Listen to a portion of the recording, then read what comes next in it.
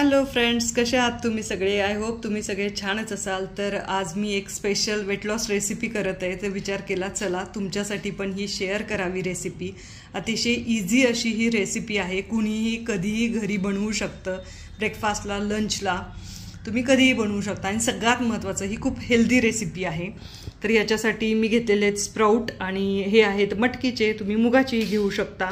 त्यानंतर टोमॅटो बारीक चिरून, कांदा बारीक चिरून, कोथिंबीर बारीक चिरून आणि काकडी घेतलेली आहे खिसून, आणि ही कैरी आहे ती पण खिसून घेतलेली आहे. बीट घेतलेलं आहे खिसून, थोडेसे शेंगदाणे आणि थोडेसे घेतलेले आहेत डाळिंब.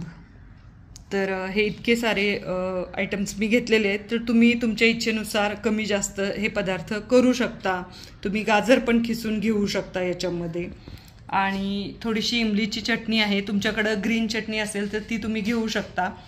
आणि हे मीठ आहे, लाल मिरची पावडर आहे, थोडं धणेपूड, जिरेपूड आहे आणि चाट मसाला तुम्ही घेऊ शकता.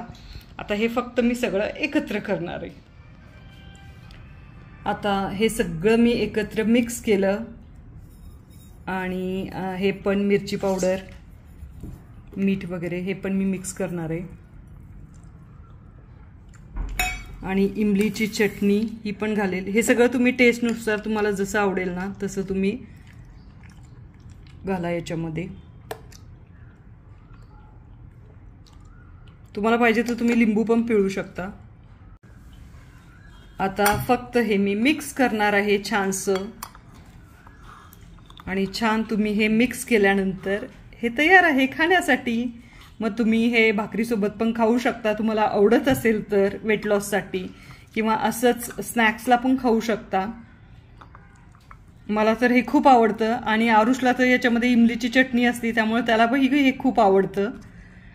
आणि अशी ही झटपट रेसिपी आहे, तुम्ही कधीही ट्राय करू शकता. आणि सगळ्यात महत्त्वाचं, ही वेट लॉससाठी खूप चांगली रेसिपी आहे आणि याच्यामध्ये सगळ्यात हेल्दीएस्ट ही रेसिपी आहे.